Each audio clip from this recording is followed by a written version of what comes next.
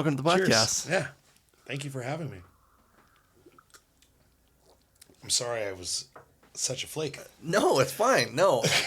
I'm hard to track down.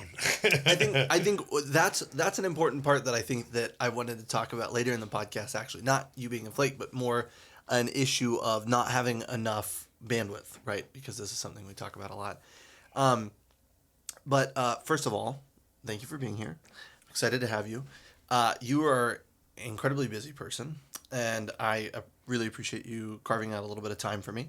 And it's always nice to be able to hang out and drink and laugh, because that's one of my favorite things. Amen, brother. And yeah, I just want to say, like, it's cool to work with someone like you. So currently we are in a seller-buyer relationship, but I like to think that we're friends also. And one of the things that I like the most about you and our interactions that we have on a regular basis is you're a seasoned professional, but you're aware and you have like healthy expectations, right? You're not asking for the sun and the stars and not doing anything to earn them. You are just like aware of how the business works from all different aspects, and I truly appreciate that. So welcome to the podcast. Yeah. Cool. So we've talked so many times about so many different things, and I think that I was thinking about it today. One of my favorite parts about the podcast is asking people to take me through their story. And all day I was thinking, like, okay, I'm interviewing Chris. Like, what questions am I going to ask? And I always ask the question for you to take us through, like, your path, where wine came to be part of your life. But I was like, well, I know Chris lived in Italy, and I know Chris has lived in New York. And I was like, fuck, I don't know as much else as I'd like to know. So, Touche. Do you want to just kind of like... Yeah. Condense your life in a 10-minute segment for us. In a quick little segment. No, it doesn't even have to be. It doesn't have to be quick. Take your time. But you know, I don't know how you ended up in Italy. I don't know how you ended up in SF. So I mean, where's it begin, and how did wine become part of it? Yeah, the majority of my life I was a classical trombonist. My brother's a classical musician, and he taught me everything I needed to know. I was a trombone player. Okay.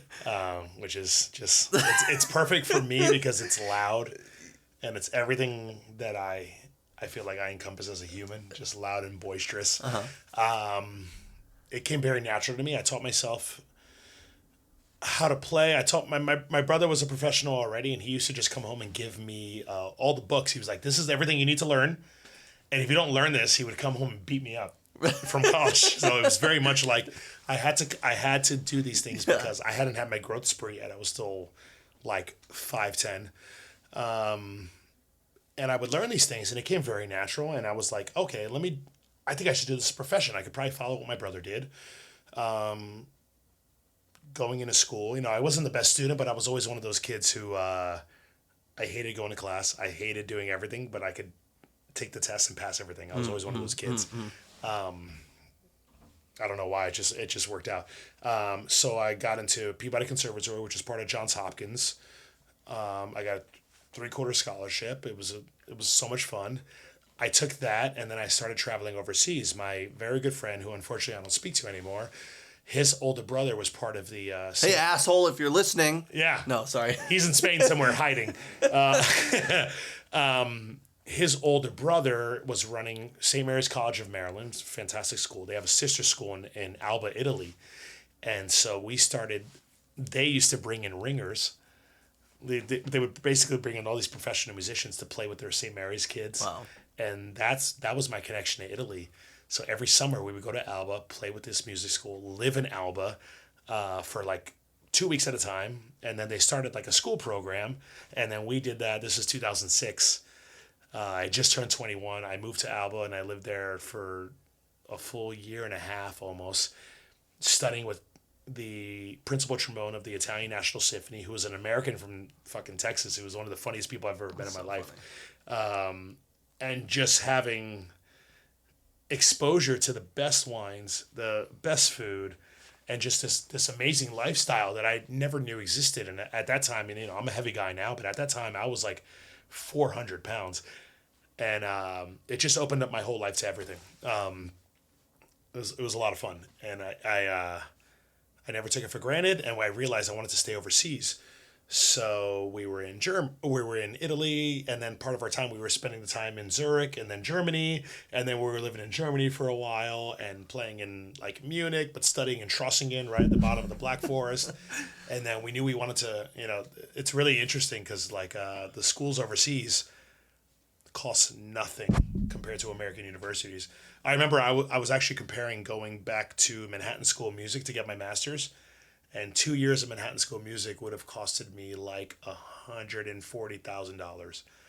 Or I could do my master's at the time with the Royal Scottish Academy because of music. There's the Royal London Academy and the Royal Scottish Academy, and that whole year, it's a 1 year master's. It was like 10 months straight. It was like £3,000 for the entire thing. So we did that. That's kind of where my love for wine happened when I moved back to Baltimore, because that's where I was living at the time. Unfortunately, and I don't mean this in a bad way, when rich white people stop spending money, classical music is the first thing to die. Yeah. Always. Just like COVID. When everyone got sick and these people couldn't go to the symphony, classical music is the first thing to die. Yeah. That financial crash in 2009 affected Baltimore damn near to 2013. I went back to my old job, which was like catering, bartending, and then I ended up, taking over the bar program. And then there was a gentleman who I was very close with. He was the general manager of the restaurant, Edward Rapp. He taught me a lot. I ended up, when he left, I took over the restaurant, and then I got my first general manager position. And then with that group, I ended up opening 3 restaurants. And then it just skyrocketed from there. I don't know. Something about the food and beverage life has always just made me feel whole. You experience so many different emotions. You experience so many different people enjoying different times of their life. And that's what helps you get through the stress. Yeah. And then we moved back to New York City, and then me and my wife moved out here, and then it's like, now doing what I do, the thing that keeps me going all the time is just watching people enjoy these amazing experiences, having my relationships with my vendors, my relationship with all my staff and my management team, and just like, I don't know, it keeps me going. Yeah. That's the basic gist of it, like what got me to where I am. It's so fascinating because, like, you're a pretty sarcastic individual, right? So when you started on this story about a trombone, I was just like, wait, is he fucking with me right now? Or is he like, what is this, right? So again, a reason that I love doing this is because that I'm able to like capture these moments with people that I care about, that are important to me, that are important, and we get to experience stuff like that. And what a cool, like, organic way to kind of come into wine and food with just the connection to Italy. I mean, really, like, maybe not the homeland of wine, right? But, like, when you think about, like, just the everyday consumption of wine, I mean, Italy is, like, one of the places that I think of as, like, the motherland. It changed everything. Yeah. I mean, I can't imagine. I've been to Italy once, and just the whole different, like, culture around alcohol and the whole different culture around kind of, like, alcohol consumption was just so amazing. It's like, it's not stigmatized. It's like, if you want a glass of wine, have a glass of wine at lunch. No big deal. Like, you're not going to go fucking wreck your car and kill somebody on the way home. Like, it's a glass of wine, right? For me, the biggest thing of Italy was, especially Alba, you don't assume this little town in the province of Cuneo it's the richest little town in Italy. It's where the white truffle comes from. Yeah. It's where my 4 favorite grapes come from.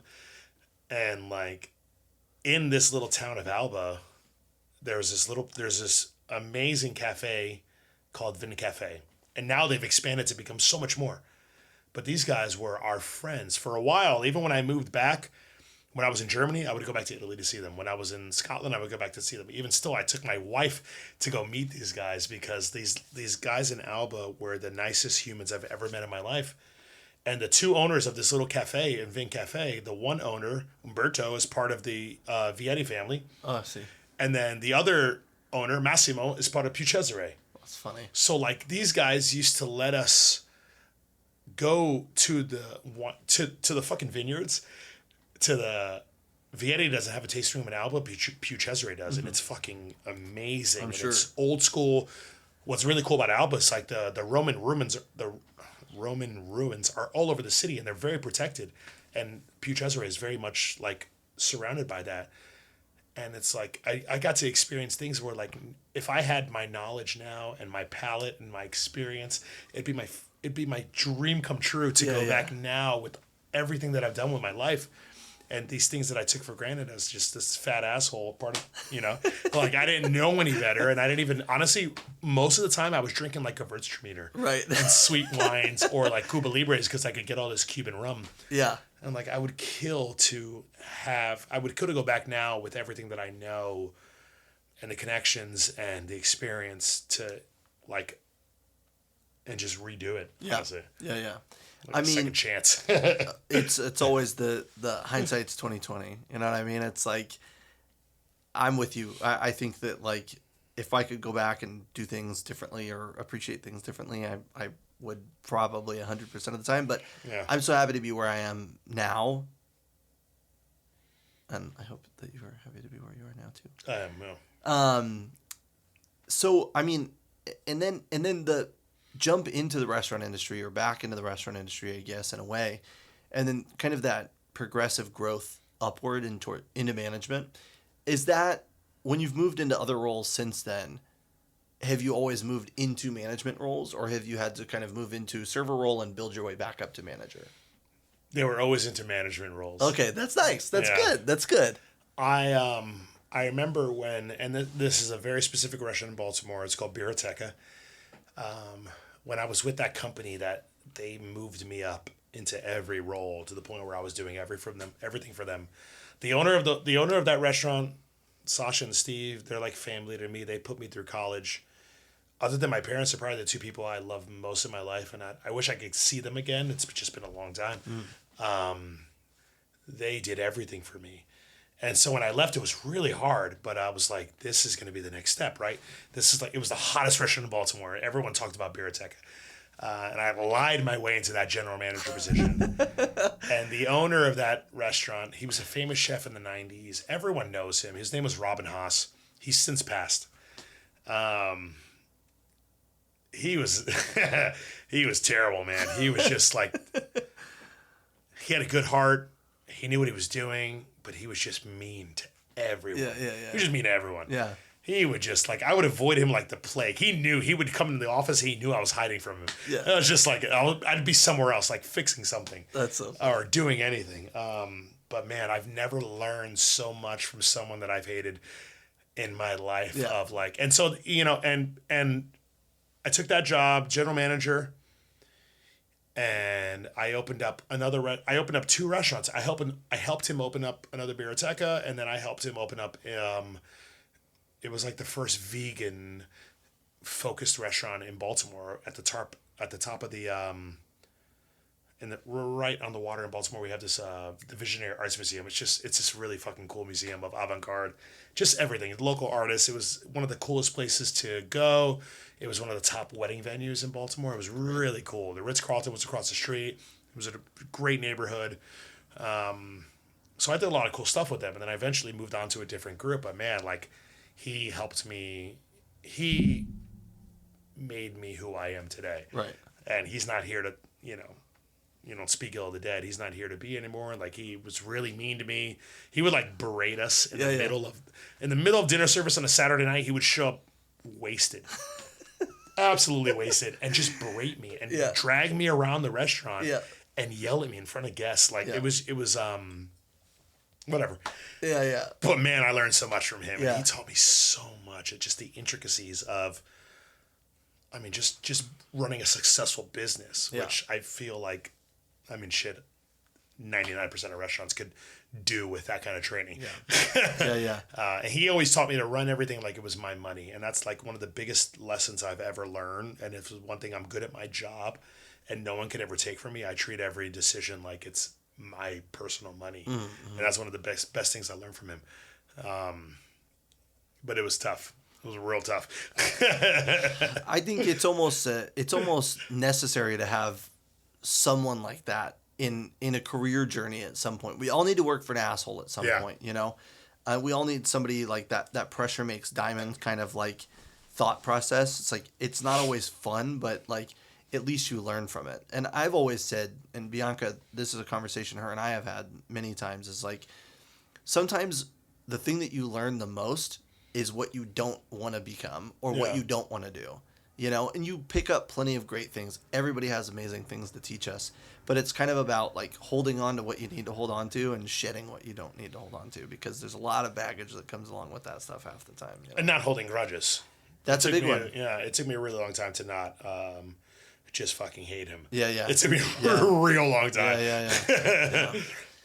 Yeah, it's I think, you know, with that, with time comes maturity, and we're able to kind of like move past them. Just process it. Yeah, exactly. It's something I always not lectured people, but one thing I always said is like the whole perspective. And in the moment when you don't have that perspective and you're like, oh fuck, I need to like just like, all right, take a step back. Yeah. Process. Yeah.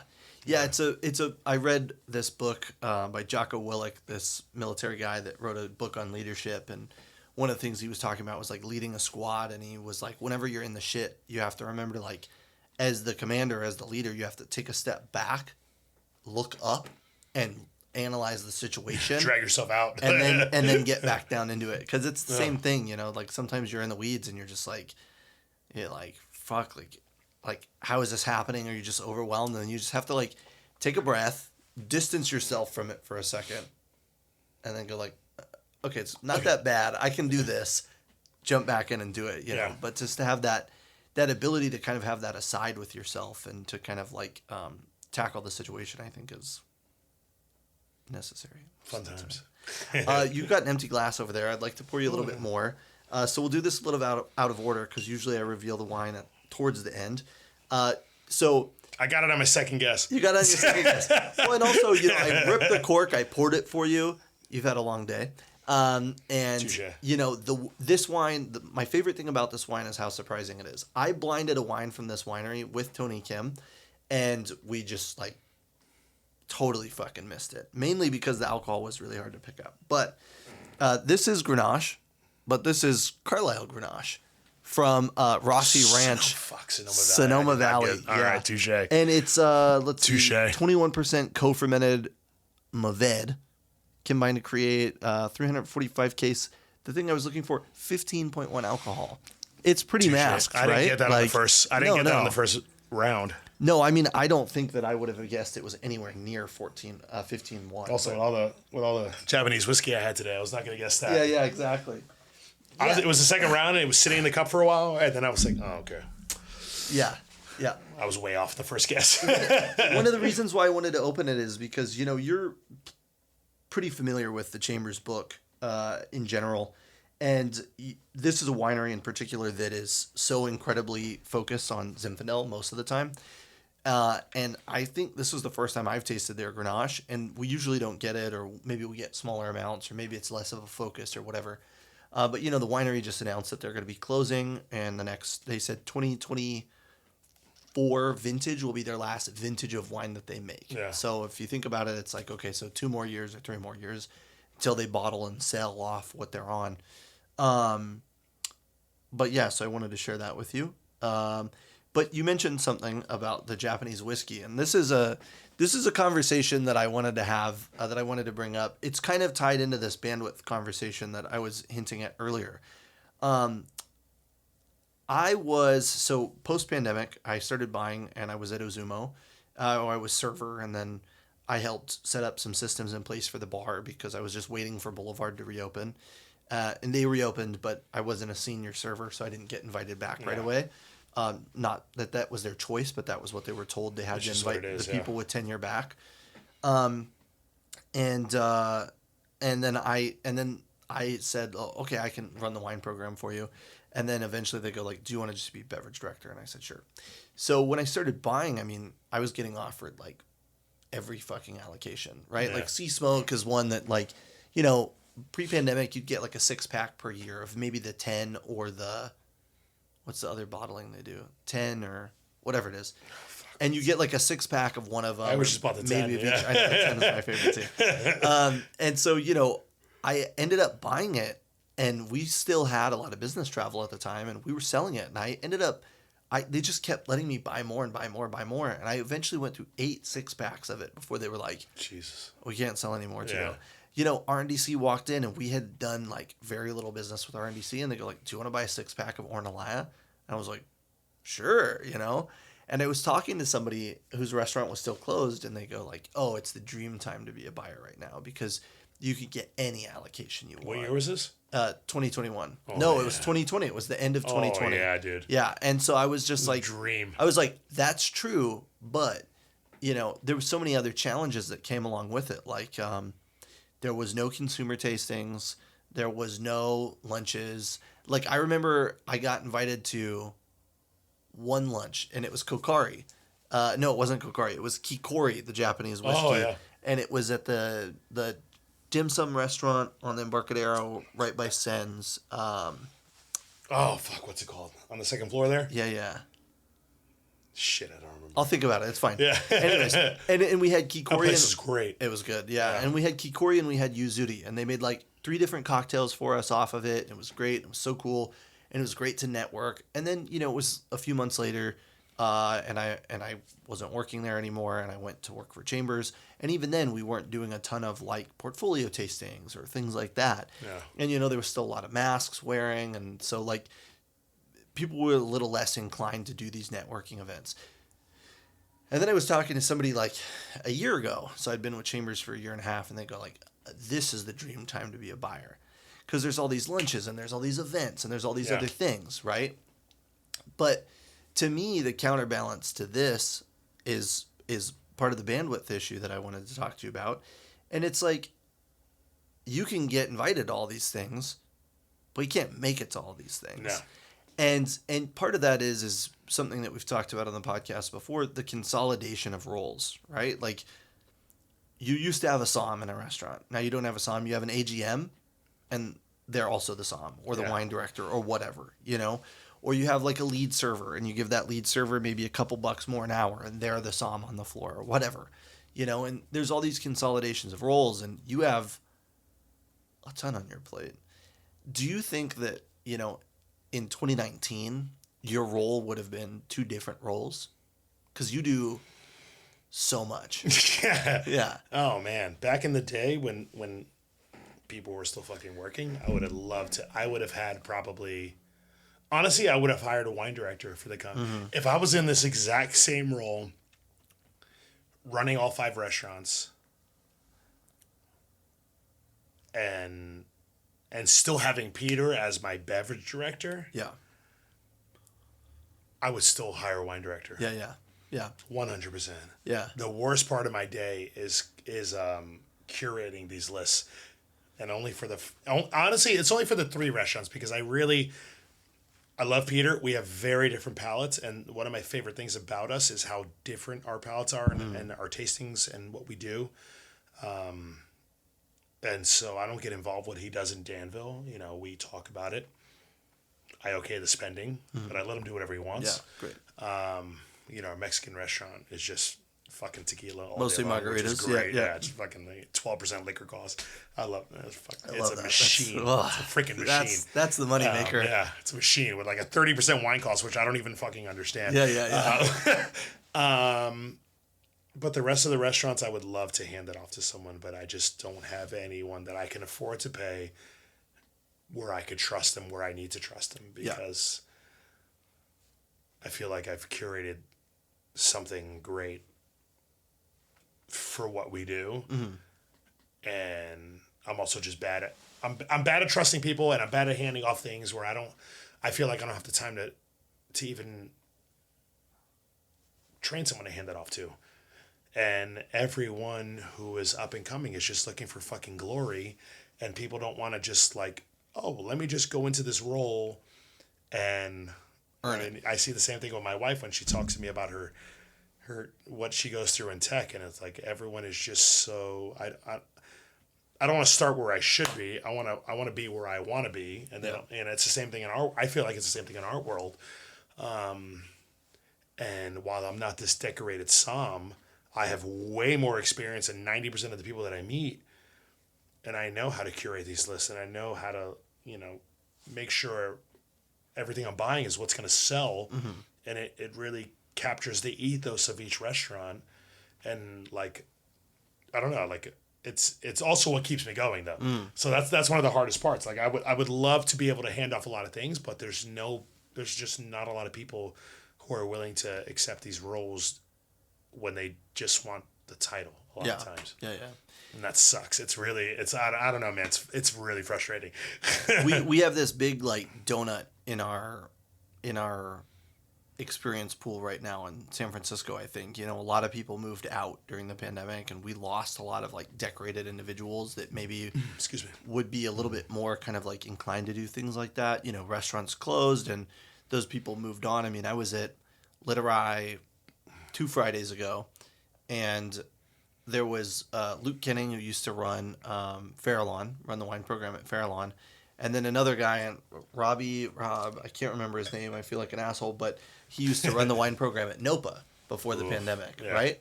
And so you have these 2 super decorated San Francisco somms that have decided, like, if we're done with that, we just want to move up and work at a winery. And they, cost of living is less out of San Francisco.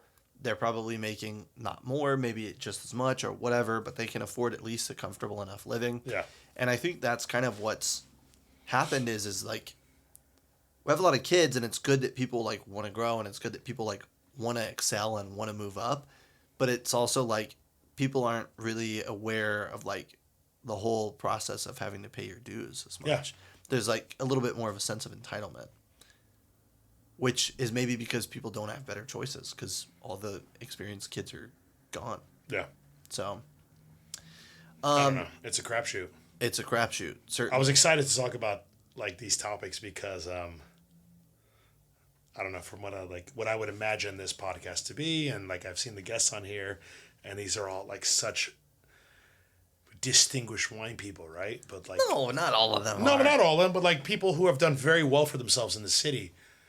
And I think it's really good for other people to see the other roles, like. I think it's super important. Yeah. It's so important. I mean, every color of our industry, which is fucked 9/10 out of the time, but it's a labor of love. Like, why do we do this if we're not a bunch of sadists? Like, why else would we do this? It's like for those little wins, it's like the only thing I can tell my wife. Why do I do this? He says little wins every day. Yeah. But it's really good to understand, like, what just the things you give up and what it takes. It takes a lot. I mean, it's funny, like Morgan, when I asked him to describe, Morgan Harris, when I asked him to describe like what hospitality means to him, I should remember this so I don't misquote him, so I'll do the best I can here. But it was essentially like taking care of someone even when it's the least convenient for you. Yeah. Right? And then Shelley Lindgren compared it to I love her. She's awesome. I love her. She compared it to a professional sport. It's something that you practice at every day because there's going to come that moment where you like got to show up, right? Yeah. And I love that idea. And to me, like, that's what it's about, right? Like the hospitality and the podcast is, we're not really in our infancy technically. I mean, we kind of have fleshed out the idea of what we want. The idea is let's tear down the borders between stuffiness of wine and accessibility of wine. And let's also give a podcast back to the hospitality industry, the service industry, the beverage industry at large. And to me, it's like, it would be criminal to not point out the fact that like there's people that are running programs that are not starred lists or that don't have certifications that are incredibly talented.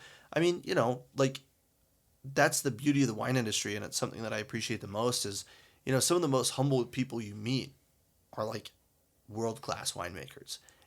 If anybody had the opportunity to be like a stuffy, pretentious dick, it's them. It's them. And that's my really biggest cool. fucking problem with the wine world is these people, moving here from New York was like I thought New Yorkers were assholes. Oh, really? Meeting these people out here who were somms, if you're making the wine, Sure. if you did everything, Yeah, and yeah. everything came from your hands into the bottle, treat me how you want. Yeah. But these somms who care more about their egos and what they're doing versus what they're selling to the consumer, or how they're treating their peers. Mm-hmm. Oh man, that lights a fire under me. Yep. And I feel like it's such an injustice that people have put up with a lot. In past jobs, how I've seen people who I very much respect treat reps, and in tastings, Yeah. it's just not something. And I'm an asshole. It's just not something that I would ever. I'm an asshole, but you could ask my friends. I will give you everything I have. I'll give you the clothes off my back. Yeah, yeah. And I'll just never be outwardly rude to someone. Right. With the things that I've seen in my almost 6 years now being in California, it was eye opening. It really was. Yeah. And I would love to change that. As a company, it's not something that I tolerate. Yeah. Granted, I don't let a lot of people speak to reps, and I don't let a lot of people just spend money. Honestly, we have 5 restaurants. Money's tight, with the exception of our Los Gatos restaurant. Money's tight, so I have to keep an eye on every single fucking penny that we spend. Yeah. Which is why I'm in control of everything that we do, because I have to be. But it's not a question of that. It's people just don't know how to. Since the pandemic, people don't know how to speak to each other anymore. Yeah, yeah. And there's this rudeness that I hate. I don't know. Well, that answers my next question, because my next question was going to be, as somebody that's been in the city for 6 years, I've been in the city for 6 years, 2018, July is when I moved here. What about you? It'll be, I got here September 15th. So I'm about to hit 6 years. Yeah. Yeah, yeah. To me, there's a major difference between the industry that was and the industry that is. Whether it's for better or worse is hard to say. I mean, right? 2019 felt like the golden era. Business was cracking. Things were moving. When I first moved here, dude, oh my God. Bro, I know. It was fucking great. I was like, this is why people have always come here. This is why this is the epicenter, And then 2020 just fucked everything. But yeah, I mean, another reason that we've done this portfolio tasting in the past, and that we want to do the podcast, is to give back to the community, and to kind of give people the opportunity to hear from other people in the industry, because we're all so busy. Well, especially you on the restaurant side of things, with these roles being consolidated, you're so busy that even if you do have time to go to these events, how much time you actually have to talk and get to know people. And it's very little, right? And unless it's on a Monday, it's fucked. Right. Yeah. And so what we want is to kind of try to give back to the community, and kind of try to give everybody a chance to get to know each other, even though you can't be in the same room. You could still say oh yeah, I watched your episode, you mentioned this, I thought that was cool, or whatever. And it's just kind of give people a chance to community build, because that's what wine should be. Yeah. Wine should be about forging relationships. It should be about deepening relationships. It should be about sharing good times. It shouldn't be about fucking I'm superior to you. Yeah. You pushing people down. It's so silly. And that's you've always been incredibly classy to us and to me, and that's something that I really appreciate. And again, a shout out to Shelly Lindgren. Is her staff has always been incredibly kind to us. Oh yeah. And your staff has always been incredibly kind to us.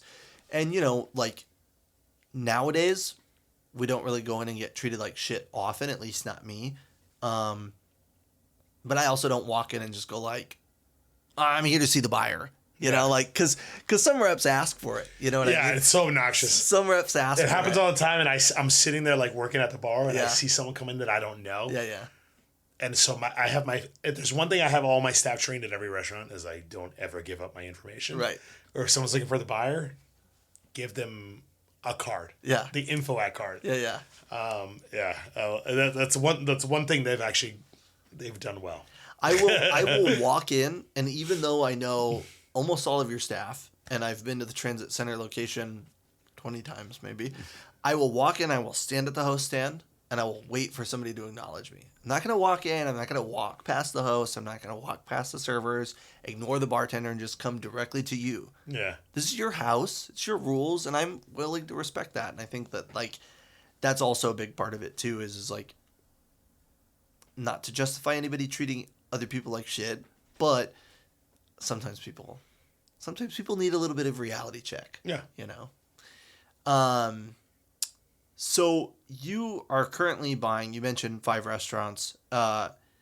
Any more restaurants on the horizon? It was 2 last year.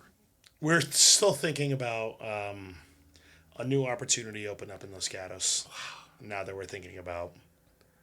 And then there's still another one in San Francisco that we're thinking about. Wow. Okay. Yeah. And so 2 last year. It was 2 last year.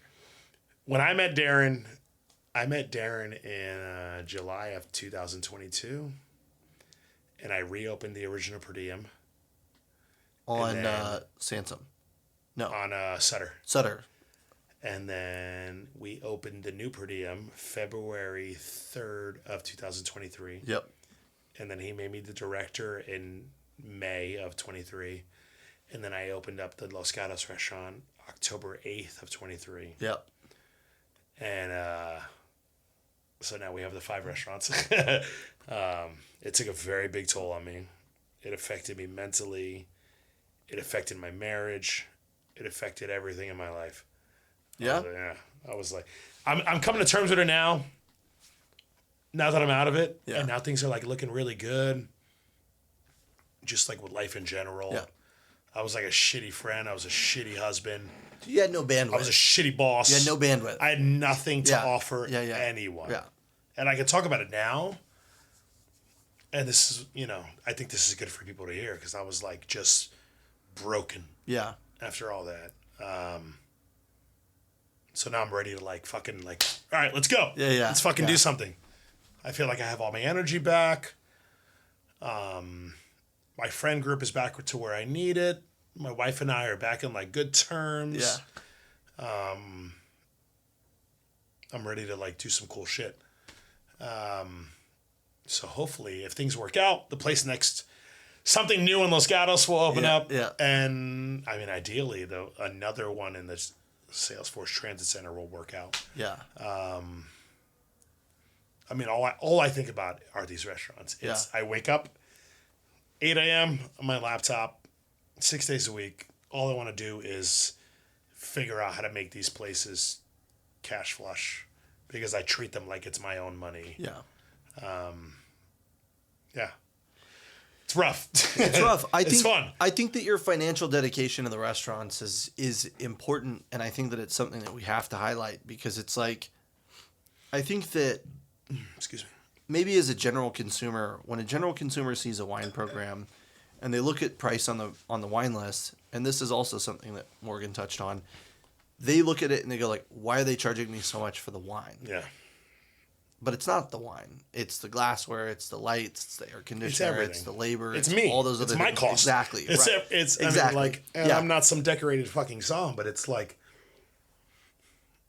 you're paying for somebody's soul. You're paying for someone's soul. Yeah. You know, David Chang, I love David Chang so much. One of my biggest regrets in life, when I moved back to New York, I was up for the general manager position for Momofuku. And man, I wanted to work there so fucking bad. And they had this big dude who was like their director of ops. He was one of their chefs based out of Toronto. And I don't know, him and I just didn't hit it off, man. I thought I did really want to interview. It's one of my biggest regrets in my life because I really wanted to fucking work for the Momofuku brand. I loved everything about him. I watched that new Netflix show he has, that live show. Oh, yeah. Oh, it's great. Yeah. I love everything he does. I didn't like what he did with that chili crisp bullshit he just did.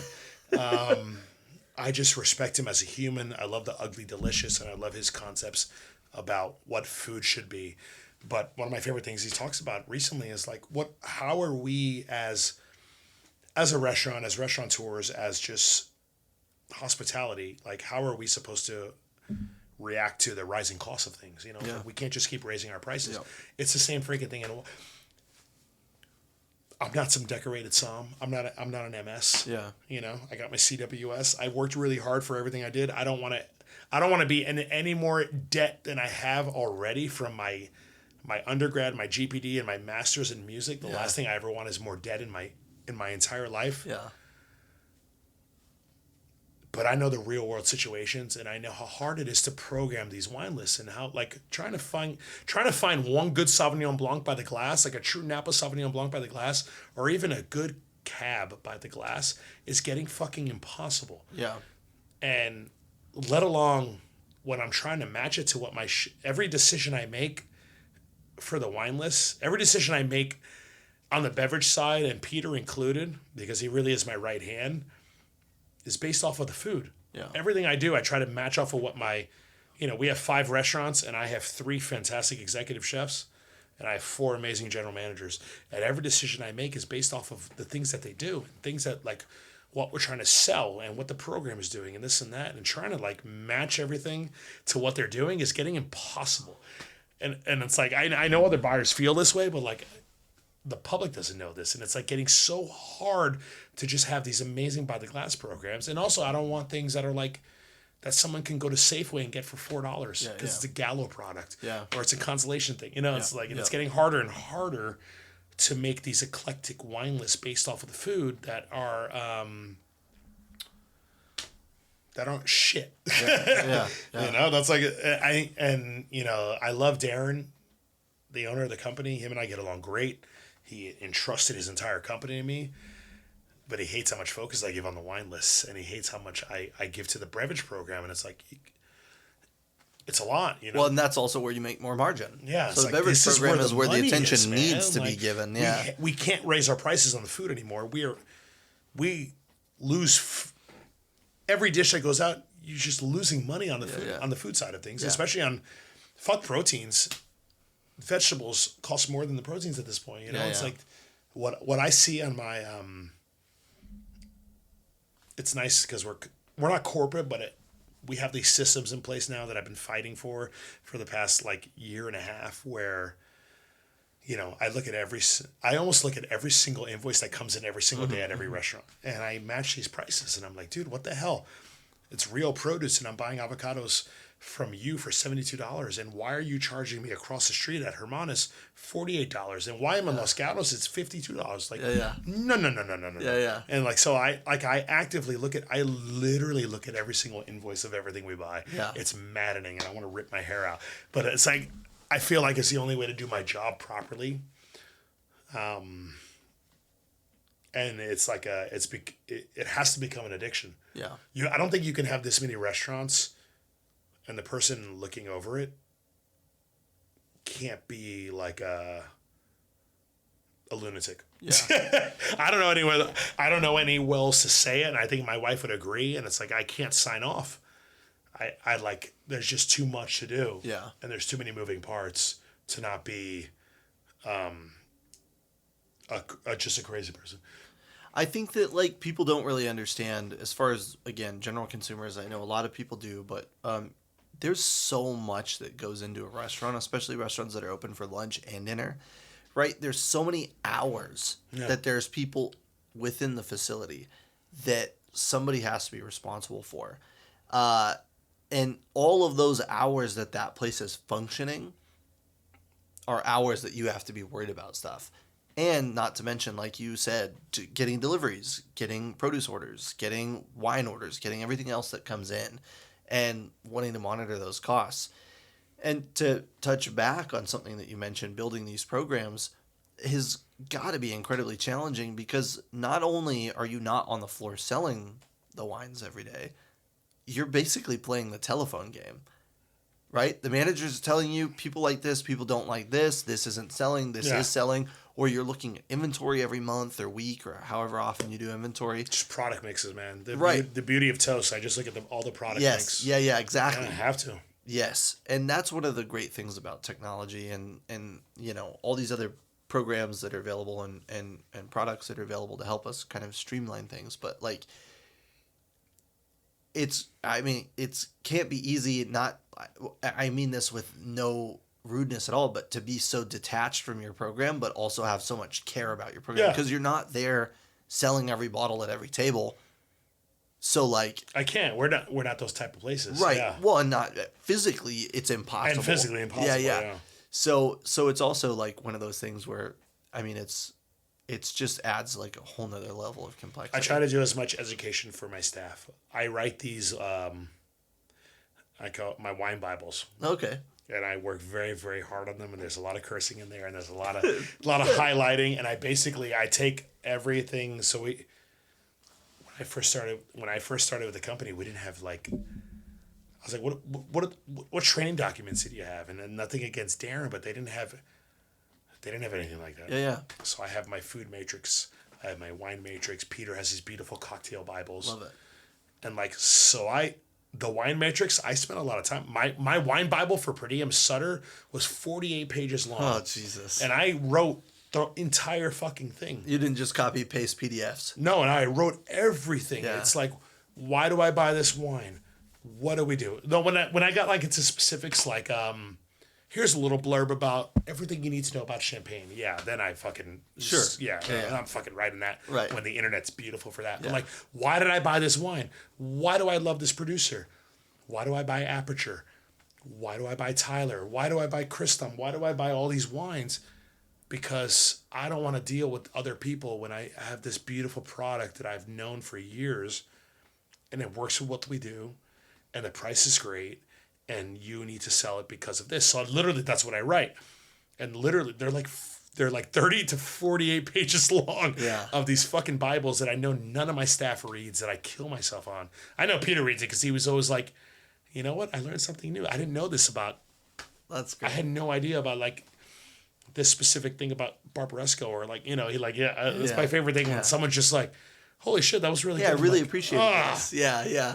I get one win a month. Little wins. That's what we're talking The about. little wins, The like little wins. if I can get like one win every little day, that's like a huge win for me. So I do these massive wine notes for every restaurant, and like honestly, the more it goes on, the more I'm like crossing over wines and like making like bulk buys between the restaurants, because it's getting harder and harder. It's easier for you. It's just easier for me. Of course. When I can, find something that works throughout the concepts. Yeah.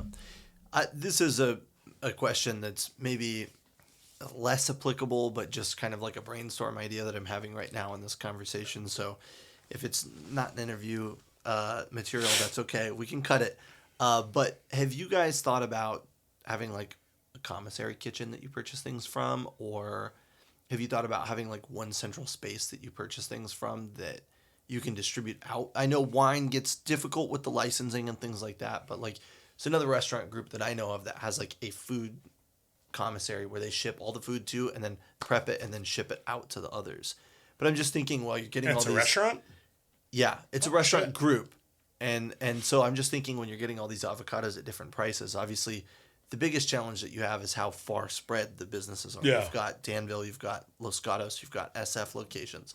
But I'm just trying to think, like, I don't know, I wonder if there's a way to kind of like streamline things or make things a little bit easier. I think the more I catch people on their shit, the better things go. Sure. Because okay. One thing I've learned from food vendors, when you catch them on their bullshit, they stop. Yeah. Because, I mean, how many people don't look at their invoices? Yeah. How many people do not even catch errors or on their whether invoices? it's intentional or not? I think it just gives them a reason to go like, oh, fuck, I need to double check this invoice. I always want to assume it's not intentional. Yeah. You know, yeah. like I always assume people aren't trying to. I have one. My one rule in restaurant, it's a double. It's what I teach all my general managers, and you can blurb this if you want.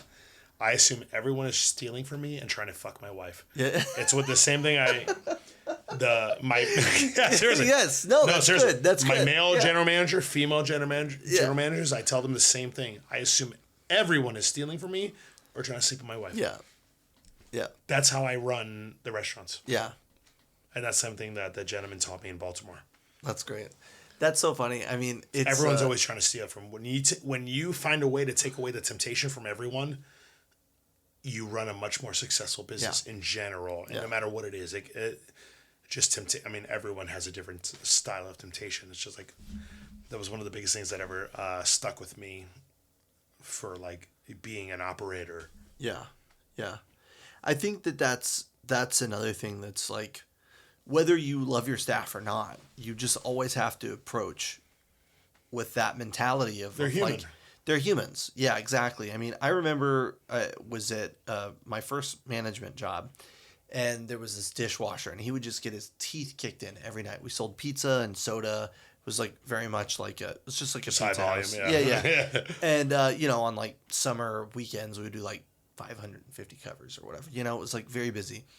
And this poor dishwasher would get his fucking teeth kicked in every night. Well, then next thing you know, his brother would show up, and his brother would help him like knock out his dishes. We're like, oh, cool, and they would like take the trash out together. I was like, oh, cool, that's great, I love that, you know. And then like all of a sudden, like a month later, food costs is just through the fucking roof, and I'm like, what's happening? You know, like how is this working? And what was happening was is when he would get into work, he would get the trash can, and he would line the bottom of the trash can with ice, and he would put in the boxes of frozen shrimp that we would have. It's always the shrimp. I know. Why is it always the shrimp? Yeah. And so he would put trash bags on top of it, and then when he and his brother would take the trash out, they would go throw the trash out. His brother would take the shrimp, and then he would bring the trash can in and go, "Hey, I'm done. I'm gonna go home." And I'd go, "Okay, cool." You know, but it was like I loved that guy so much, and he was great. And his brother would come in. He'd work for 30 minutes or an hour, maybe, you know. But I'm like, you're also walking away with 30 pounds of frozen shrimp. Yeah. I'd probably work for an 6 hour. points. I'd work for an hour to get away with 30 pounds of frozen Yeah. shrimp too. You know what I mean? So yeah, it's one of those things. Like even when you least expect it, you just have to. I hate thinking that watch way, out for but it. like, it's one of my favorite. You know that Robert De Niro movie, Ronin, the Masterless Samurai. Yeah. Everyone's your friend till the rent's due. I always Oh, thought yeah, about yeah, that yeah, line. yeah. And it's just Yeah. like that's such a fucking good It's line. true. Yeah. About just humanity. It's perfect. Yeah. Yeah. And I think that also ties back into what you were talking about with like treating it like it's your own money. Is like it'd be really easy as a manager to just go like, oh, I'm just fucking here to do my job, clock in and clock out, make sure my servers don't burn the place down. But, you know, treating the place like it's your own gives you that sense of responsibility, and it also gives you that kind of like third eye, I guess, to kind of like The second I about ever those treat it like things. that is when I'll do something else. Yeah. Like I've always been, you know, my mother and I are very different humans. I'm very much my father's son. She's very much type A. I've always been like, yeah, I'll figure it out. yeah. I Shoot was from the poor. hip. Yeah. I'll figure out how to go to school. Oh, Patrick and I will figure out how to go overseas. Oh, we'll figure out how to move to Germany. Oh, I'll get my visa. I'll figure out how to get my master's on my own. No help whatsoever. Yeah. Just figure it out. Yeah, it's always a fun experiment. Yeah, fun life's fun. Life's fun. Life throws a lot of lefts and a lot of rights. You got to block them all. Yeah, you gotta be ready. Yeah, exactly. What's something that you? This is something that I was interested to ask you about, because as somebody that's also not type A at all, how do you structure your day? As somebody that runs 5 businesses, how do you structure your day? Do you structure it at all? Do you have any kind of like daily blueprint that you try to follow? Lately, and this goes back to just in general how fucked I've been and how like messed up I've been. Yeah. Sunday, Mondays, I no longer look at my phone. Yeah. That's been a biggie. If someone contacts me and it's something like minor, I damn near fire them. Yeah. If it's not, especially because I have Sunday's a big day for the, obviously San Francisco's closed on Saturday, Sundays, right? Yeah. So we have 3 restaurants open on Sundays, and my general managers of the suburb restaurants, their schedule is Wednesday to Sunday. So if someone who's not my general manager contacts me on Sunday and it's something fucking stupid, I would usually take care of it lately, because I was like, okay, I have to be able to separate. Yeah. It's not fair for me. Basically, I was working Tuesday to Saturday because my owner refuses to let me just work Monday to Friday like a normal fucking director of operations. Yeah. when our restaurants really do suffer on Mondays. They really Yeah. do because Yeah. no one's there. We have no management. Yeah. It would behoove him to let me be Monday to Friday. So when someone does something stupid and sends me just like a dumb text or something random on a Sunday and it's not important, they get it. Yeah. And I'm not a mean person as a boss, but I have to set these boundaries. Yeah. That's actually been a big win for me in the past 2 months of like, I honestly don't even look at my phone and Setting the boundaries. Yeah. Unless like I look at it, like, you know, I get these texts and I Sure. look at it and it's like, sometimes like, oh shit, like it's something I messed up or like, yeah. oh, I forgot to send in the menu. Yeah. So I always make sure because unfortunately because of how we structure everything, we do all of our menus in InDesign. Myself and the owner are the only ones who have. Have you used InDesign before? Yeah, it's a pain in the It's a ass. fucking pain in the ass. You need a very expensive laptop hate it. to run InDesign. I hate it. And then you have to adjust the spacing between periods. Yeah, I know. That was the one for Don't the- even get me in started. Yeah, Azumo? dude, InDesign drives me. I want to just like take a drill bit and go right through it, like in Saw. So that's one thing Darren and I, you know, he handed off the menus to me. It's his favorite thing to like look at a menu and be like, there's 2 spaces here. Oh, God. But you know what? That's why he's such a good owner because He sees that stuff. he sees that stuff That's and good, he is kind and a human. Yeah. He's a family man and he's a lovely human and he's the only person I've worked for that I've never hated. Yeah. Yeah, like literally. That's great. You know, he busts my balls, but he has to. Yeah. It's the same thing I do to my general managers. He needs to bust my balls. I'm his number 2. I'm his general. The design part is always a very interesting part of it. What else? What was the question? Sorry, go back. No, the question originated as how do you structure your day? Oh, sorry. No, I'm sorry. Oh yeah, I started off on the rant about That's okay. Saturday, Sundays, or Sunday, Mondays. Sunday, I try Monday. not to just do anything. Right, Like good. today, I probably had 25 texts, if I had to guess, 25 to 30 texts. One of them was important. It was the only one I had to respond to. Tuesdays, I wake up. I'm on my laptop by 9 a.m. At home. At home. Yeah. Yeah. The way we structure the restaurants is that I'm the plug when the general managers aren't there. Got it.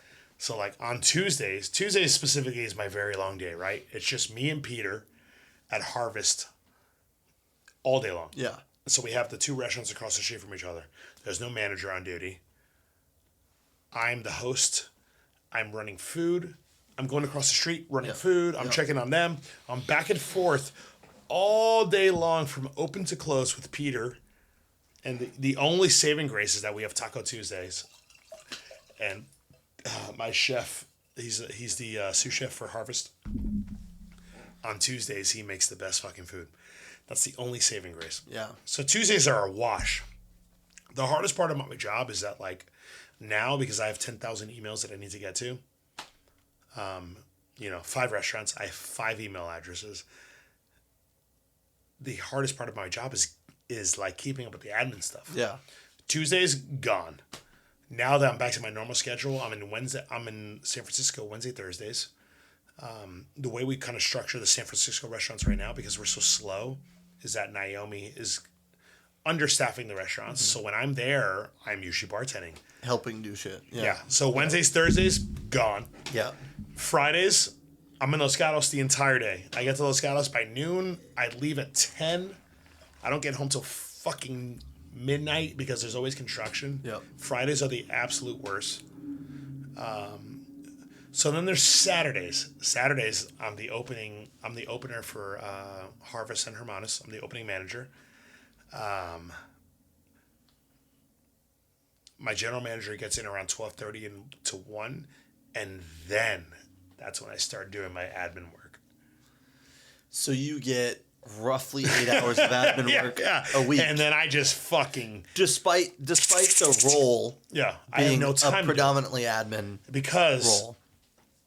Part of my bullshit depression... It's not bullshit depression. I come from a very like, it's a culture thing, right? In my like life, I'm not depressed. But not being okay is not an option. That's not something I grew up with. I'm with you. Yeah, yeah. It's just not something like my best friend Christian sent me this funny thing. I suffer from depression, or as my father calls it, no, I don't. Yeah. Like Funny. that's just like Or as that's my fucking, father called it, being a pussy. yeah, just like no, I don't. Yeah. I'm trying. Yeah. It's like it's been an active thing. I'm trying. My wife, like, talking about these things is a good thing. Yeah. It really is. And Yeah. it's just not something I'm used to, man. It's Yeah. really fucking hard. Yeah. When you are built differently, it's really hard. It's a whole different muscle that you have to learn to exercise. Yeah, it's just not something I'm used to. Yeah. And honestly, I think it's something that, like, don't cut this part out because I think it's will. really fucking, like, important for the people in our industry because alcoholism, drugs, it's fucked. Yeah. It's absolutely fucked. Yeah.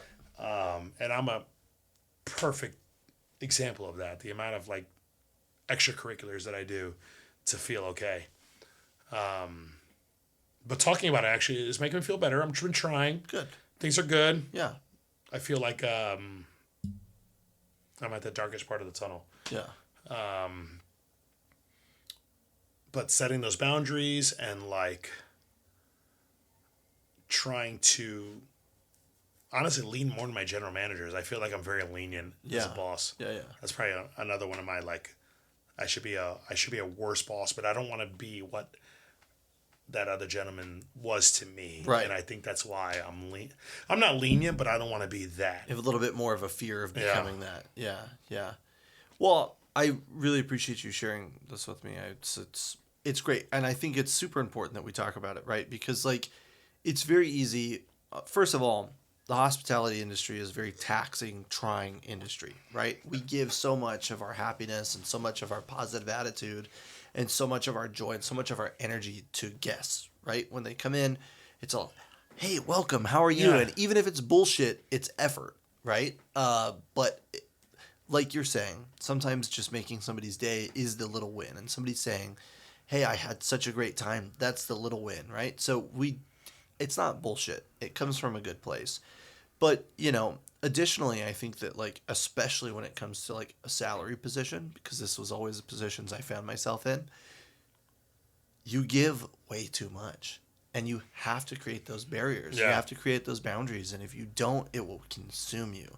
I mean, Will Pye, who's been on the podcast, he and I used to, like, we were both salary. We used to leave Ozumo. And we used to go stand in the parking garage by our cars and talk for the next 3 hours about how pissed off we were about something. How fucked everything was. Or whatever, And so we would just be like standing in a parking garage till like 1 a.m. or 2 a.m. just talking. Sometimes I need that, man. Yeah, well, sometimes I need it too, but we kind of also got into this like rumination, I think, where we just like sat there and like doom looped it, Yeah. And so I think that like it's so important to kind of like also focus on like Shelly said, it's an athletic event, and it's like if you're not taking care of yourself or your energy, you're not going to be able to perform. You know what I mean? So I think this is super important. And our industry is it's a slippery slope. It's fucking taxing. It's a slippery slope. Wine is great. Wine is great. Too much wine sometimes is not great. Too much booze sometimes is not great. But, I think that that's the realness, right? That's the real part. It's like peel back the curtain, like what's there. It's like even though we make it look effortless on the floor, even though we make it seem like everything's great, there's still so much shit going on behind the scenes that it's terrible. It's terrible. Yeah. And again, like we said, if your chef's there, your prep chef's there at 6 a.m. and cuts his fucking finger off, you got to go in and deal with it. Yeah. Or you have to figure out how to deal with it. You know what I mean? So there's so many things so many variables that are happening. I guess that's what I was like very excited to talk about. I don't know. Good. Because I feel like, it's the some part, but it's also like, it's hospitality, man. Yeah. It's like, if you're not careful, it's fucked. Yeah. And having done so many different aspects of the job, People don't talk about it enough. Yeah, people don't talk about it enough. I mean, it's so funny because like when I started serving at Boulevard, you know, we would all go out every night. We'd all get drinks every night. You know, maybe 2 nights or 3 nights a week, but still more than we needed to. But it was funny because the senior servers that had been there for a long time, you know, 15, 16, 20 years, 25 years or whatever, they wouldn't go out and hang out with us. And I was just like, whatever, like, who cares, you know? But I'm also like, oh, yeah, they want to have a work-life balance, right? Because you leave work and you go to the bar and you just start drinking. And what do you talk about? Just talk about work. Yeah. And then you just like, it's like an extension of work. Spiral. And then you spiral. Exactly. Yeah. And so it's funny how slippery and challenging it can be, you know. Again, we give so much of our soul in this industry and we give so much of like who we are in this industry that like if you're not focused on like refilling your pitcher, it can get really weird really fast. Real quick. Yeah. So I don't know. Lately I've been thinking about like customer service, the wine list, my food costs. I've just been like setting these expectations that I want to impress on my management staff. Yeah. You know, because I'm really I'm not bad at delegating, but because I do impress on them and I tell them what I want. And it's almost to the point, I mean, you can go through my phone. It's like borderline harassment sometimes of like what I expect of them or what I want from them. But like, they know it comes from a good place. And I just don't, I don't know. I don't appreciate laziness because no one, if I died tonight on my way home, no one's going to call me lazy. Yeah. I'll never get that shit. No one's going to call me lazy or undedicated. Yeah. And I want that for my people. Yeah. Well, I think too, Regardless in a way, of food or wine or, you know, it's like the hospitality, like the word of what we do is so important. And like, it's so much more than just food. Yeah. You know, like, man, people don't get that. And that's what pisses me off about our industry. Yeah. Yeah. We're like artists in a way of like, we're underappreciated, but you know, like, yeah, it's one of those things. I mean, like the whole concept of like just going out to eat and then going home is just like, and what's your best meal you've had here? Weird to me. Here in San Francisco? Oh, I mean, okay, so it's a little bit of a toss-up because, you know, Kiln was an incredibly impressive restaurant that we dined at. I want to go there. It was expensive. They just got their 1-star. I'm super excited. Oh, good for them. Vincent. That's part of the Sons and Daughters, right? Yeah. Vincent and the team at Sons and Daughters is... Oh, I met them here. I met that guy here, right? Vincent Blau. Yeah. Wait, really no, nice. you met... I met someone from... You met David Kolbeck from Sons and Daughters. Okay. Yeah, so Kiln they're kind of loosely tied together, but the team at Sons and Daughters... the team at Kiln just got their 1-star. Sons and Daughters just got their 2nd-star. Chef Harrison is an incredible talent. I worked with him at Quinn's, Sons and Daughters, and he's amazing. And David's program is just fucking cool. But Kiln was a really, really, really fantastic meal that we had. And you know, I mean, I think the tough part is that we've had a lot of like, you have 20 meals out and you have one meal that's like great. And you have like 3 meals that are like good. And you have like the other 16 meals are just like fine. And everything's expensive, right? Yeah. So that goes into it. It's like a qualitative issue. But we've eaten like 4 courses at the bar, 5 courses, 5 dishes at the bar at Rich Table. Was great. It was a great time. Our go-to restaurants in San Francisco are Bix and Boulevard. Classic, safe, call it whatever you want to call it. Yeah. Great. We had a lunch at Catonia at one point, and we got hooked up really well, and that was a great meal. We got hooked up. You worked for the Husks? I worked for them briefly. You did as well. Yeah, we all did. That was 10 days. I remember all of us standing around the table at the Portfolio Mixer and just trauma bonding with each other. Yeah. No. So, yeah. I mean, I think like those are some of my favorite meals. You know, I've had some great meals at A16, just sitting at the bar and just like having a couple random dishes. Like she did this fava bean menu like a few months ago. Randall Graham from Bonnie Doon just sent her a bunch of fucking fava beans, and she made like a bunch of fava bean dishes, and we went in and we had like four different fava bean dishes. Too? Yeah. Oh, he does everything. Yeah. He's the language of yes too. And language of yes. I didn't know he did Bonnie actually, Doon, there's this girl named Nicole Walsh. She makes the wine for Bonnie Doon, but he's still like the face of Bonnie Doon and like dude, that cigar blanche, that fucking white. Oh, dude, fire. Dude, his pick pool. You had the pick pool. I think Sarah used to buy it at the wine merchant. Pick pool's great. Sure. It's the only one with a different label. I like the UFO labels and I like the alien on the twist top, but it's hard for on premise. You know what I mean? So the pick pool's cool because it's a different packaging. Yeah, I mean, meals in SF are kind of all over the place. What about you? What are some top meals that you've had?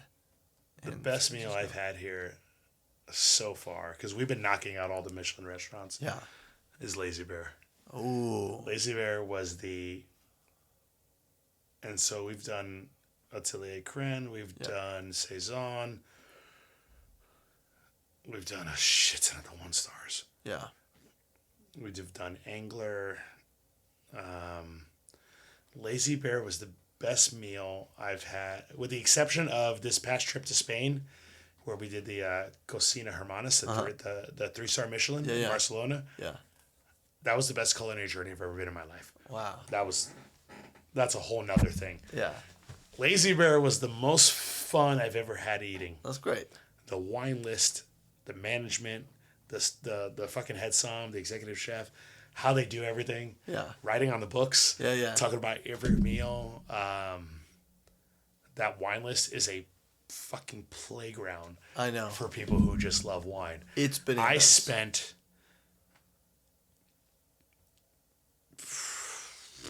$2,200 on wine. Just on wine. Yeah. Not my money. My fucking wife's money. Sure. Yeah. I don't even know what the meal costed. That's because we had to prepay. That's how much we just spent on wine. Yeah. That was one of the, like, I left there and I just felt fulfilled as a person. Yeah. I was like, oh man, this is cool. I made it. Yeah. I made it. This was like so, and even like every time we're in the mission, Liz jokes about like, should we go to Lazy Bear? I'm like, you can't just walk in fucking Lazy. Like, so you can't just walk in there. Yeah. Every time the tickets come up, I'm like, oh. Yeah. That's one of the few restaurants where I would easily keep going back to if we weren't always actively trying to, because I want to. It's education, right? I want to see what other people are doing. I want to. Yeah, for sure. I want to learn something new about my industry if I could every day. Honestly, if I could every day. Yeah. I'm always reading. I'm always studying. I'm learning about a new wine. I have to study spirits. I gotta fucking know about what my chefs are doing. Like, I want to learn something new every day. Yeah. But if I was rich, I would go to Lazy Bear every day. Yeah. So I was just, or if my wife would just let me go to Lazy Bear every day. Sure. Yeah. If she was okay with it. Oh yeah. Next one. What? I mean that kind of like ties back into this question that I have for you. She's stinky. Is this? Nice. It's a classic Italian. Got that tomato leaf volatile acidity character. That kind of ties back into one of the questions that I had in the back of my head. I forgot about it. But where do you think this constant desire or maybe thirst or maybe journey for more comes from? Because you started back as a bartender for events, and then you moved into a management role, general management role, director role, and now you're talking about how you want to learn more every day in our industry. Like, where do you think that desire comes from? Oh, I mean, me personally, I've always been a tinkler. Yeah. I got it from my dad. I hated my dad for a long time. But I think when I went away to college and we had an understanding of who we are as humans, and I was not an easy kid to grow up with because I was a fucking turd. Aren't all boys? Yeah, I was just terrible, but he was just not nice. One thing I got from him, like, goddamn, my dad could literally, he can read a book about being an electrician and then rewire my entire house. Wow. My mom has had, we've been at our house in New Jersey. They've had that house since like 89. I think my mom has had 7 different bathrooms. Yeah, yeah. He reads a book and he just does it. And I got that from him. I'm a tinkler. I like to know how things work. Yeah. So like, it doesn't matter what it is. If I don't understand something, I want to know more about it and I want to understand it. I don't want to be I guess I've never, it's like the master of none thing, right? Yeah, like jack of all trades, or jack of all master of trades. none, yeah. I've never, I was really good at trombone. Yeah. It took me all around the world. I didn't want to do it. Yeah. I'm not this fucking wine master. You know, I appreciate it. I understand it. Yeah. And I know how to fucking run it as a business. Not a master. Yeah. I love spirits. I love food. I just want to like understand things to the point where they are functional. Yeah. And I can apply it in real world situations. Yeah. I've always been like that. I love taking things apart. I'm a tinkerer. I don't know. I feel like some people have that or they don't. Like me and my wife are very different. Like I've always wanted to like, even if I look at something and I just take shit apart at home all the time. Yeah. That's fine. And sometimes it just doesn't go back together. Yeah. It's like, oh, I screwed this up. Yeah. I don't know. I always felt like I want to learn something new as much as I can. Yeah. Especially nowadays, you don't even need to go to college anymore, dude. It's fucking. I learned InDesign on YouTube. YouTube it. It's insane. Yeah. YouTube's the new college. When I see these kids, when I went to, I was lucky enough to get into Johns Hopkins, right? It's one of the fucking best universities. Johns Hopkins has the Peabody Conservatory of Music. It was the first conservatory of music in America. I was so fortunate to be able to go to this amazing school, and I worked hard to get in there. My freshman year was like $28,000, I think, for tuition. It's like I always wanted to just figure out something to like figure out how to not have to pay full price to get into something. Yeah. Because it just, I didn't grow up with means. Yeah. Even when I moved back from overseas and I was like poor, my mom would literally send me like $200 and I would make that last like 2 months. Yeah. I just like, I don't know. I've always had this like thirst for knowledge over like, not to master something, but like, I want to know how that works. Understand I wanna know why how that works, or just why. Understand why. Well, I think that kind of also ties into this wine Bible that you've created for your staff. It's like, it's something that I think is really great. You were talking about this wine Bible. I want them to know why I bought this. Exactly. Yeah. And I think that's really beautiful. Instead of just saying like, here's the information on the wine, go sell it. It's like, here's why I bought the wine. Yeah. I think that that's not something that people think about a lot. It's just like, in today's society and in nowadays world with the wine industry being in the place that it is, you have a lot of like buyers that still just buy whatever the fuck they want to buy because they like it. They don't really care. That sucks. Right? Yeah. But yeah, sometimes you go into a list and you're like... I guess that's not the best way to say it. That doesn't suck. Yeah. But like, that's so, like, it's just so selfish. Or it's just immature. Yeah. It's this new journey because these people that Oh, that's nice. haven't been there as long are earning roles in positions that they used to have had to work at for 10 years, 15 years, 5 years or whatever. And they're buying with their egos. They're buying with their egos. Ugh. Yeah. And I hope that maturity kind of sorts it out, kind of like Darwinism, but with wine programs. Not even with wine programs, but like, you buy that 6-pack because you go like, I did it at Ozumo, they go, you want to buy a 6-pack of Ornelas? I go like, fuck yeah, I could buy Ornelas. Yeah, son. We have 4 different Wagyus on the program. I'll sell this shit fast. I think when I left, we still had 6 bottles of Ornelas. That shit sat on the menu for a year and a half. But I was like, nobody ever offered me Ornelas before. I'm definitely buying this. Yeah. It came in the wood case. I was like, oh, fuck. This is cool, If there's one thing I learned from, I've talked to you about this, my... Peter and Debbie at the wine merchant. They taught me more. They taught me, Peter specifically, Debbie really took me under her wing, but Peter taught me so much. And I attribute him to where I am now in my life. But there's a serious buyer's addiction, and I witnessed it there. I really witnessed it working for them. And this is pre-pandemic. This is before we opened up the Bishop Bay store. You know how that story ended. Yep. There really is a buyer's addiction when you have that much money and that much clout. Oh, God. And everyone's just fucking throwing allocations at you like you're fucking Taylor Swift. And you know, it's like you know, the bill always comes due, you know, it's like the check's coming. Yep. There really is a buyer's addiction to what, like, and that was a really good lesson as well of just being smart about what to actually take and what to, you know, that's why I credit, you know, Sarah and I didn't get along till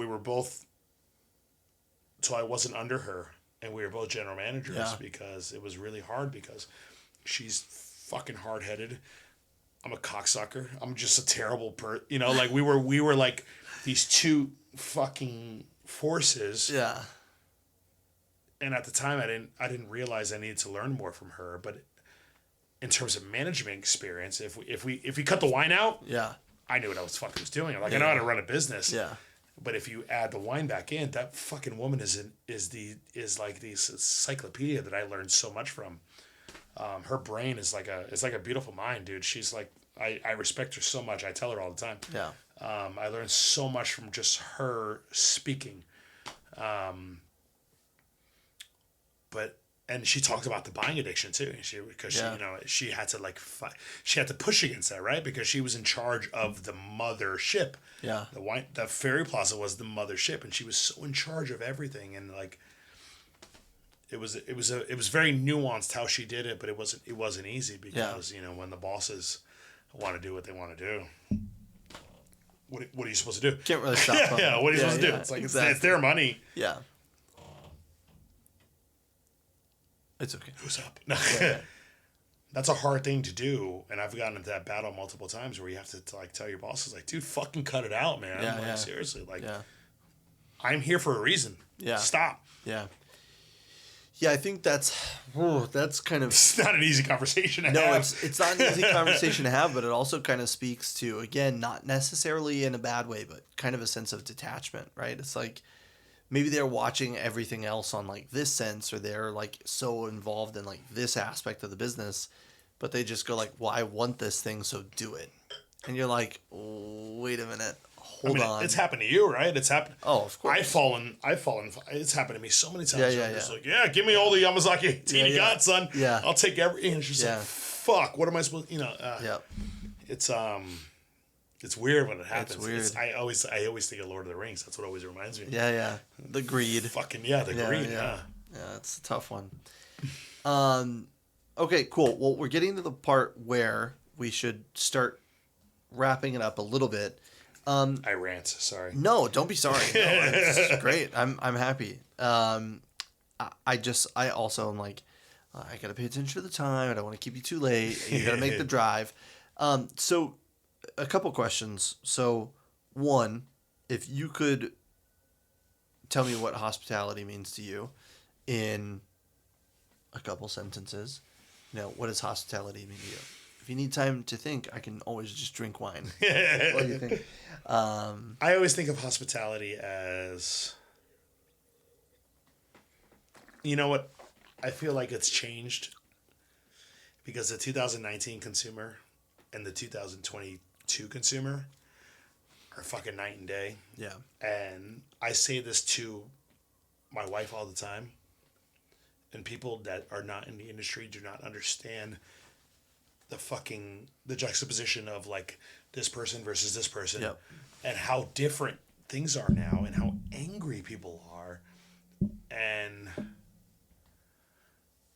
I don't know, I always equate like the hospitality going back to like the hospitals and how they use the same word and like this care for another person or this care for another situation. Yeah. That's what I always think about it. And I always equate it to like, especially nowadays with how fucked everything is and how expensive it is to live. And like, if someone has the means to come out to my restaurant and they're going to have dinner and they're going to spend money, how could I not give them the best possible experience? Yeah. And, you know, and any given Sunday, you know, I love that Any Given Sunday movie, that football movie. And any given Sunday, you can win or lose. But in any given Sunday, yeah, you can literally win or lose because there are so many different, not experiences, that isn't the right word, but there's so many different life events happening in one restaurant. Oh, they're doing their anniversary. Oh, they're doing a fucking quinceañera. Oh, they're celebrating someone's life because someone passed away from cancer. Yeah, yeah. Oh, they're having a birthday party. Like in one brunch service, we could have like 12 life events. And like, that's just fucking cool. Yeah. And that's what keeps me going. Because if we do it right, man, they're going to remember it. Yeah. And that's like fucking cool. Yeah. That's what keeps me going. That's like hospitality to me. I love that. I mean, it's about creating... Gets me, you know, fucking teary-eyed. But like, that's like... What else am I... Why else would I affect my marriage and everything else in my life? It's just like this goal. Yeah. What else am I doing it for? It's not for the money. Well, it's certainly not for the money. Yeah. And I'm not underpaid. I'm like, I don't know what else I would ever do in my life to make what I'm making now. There's nothing else. It's not about the money. It's like, oh man, they had a good time. Yeah. Killed it. Yeah. I'm with you. I mean, I think that's such a beautiful thing. Like creating these memorable experiences and creating these opportunities for people to look back on a time in your space in a positive light. Like even if it's in a trying scenario, like you said, celebrating somebody's life, it's like, man, you remember when we went out to celebrate Tony's life? It's like, so sorry, Tony Kim, your name just came up. Like, Tony's not dying anytime soon. But that's so cool. We went out to celebrate right? Tony's life, and we had that great fucking experience. Great. You know what I mean? Like, that's so cool. And the best part is that. And you remember the food. You remember what you ate. Yeah. And it's like. You remember the server, and you remember. It's etched in your fucking brain. That's cool. Yeah. You're able to tie like these special moments to a dining experience, and like, kind of be there for that person, be there for their experience, and also like. Be there for their future when they think back on those moments. Yeah. And they're going to come back. Yeah. And I look at like, you know, I have a lot of issues with tech. I look at what my wife does. I love my wife to death. She's the reason I'm wearing a fucking custom automatic vintage tag. You know, like, but what tech is doing and what they've done to San Francisco, they are making everything worse, and they are not making an impact on anyone's life. And I'm going to get in an argument for this. I'm going to get yelled at for saying this. But what are they doing on a day-to-day basis other than fucking up our YouTube feeds? Yeah. And ruining, like, no one can ever take that away from me. Yeah. I actively, 5 days a week, strive to...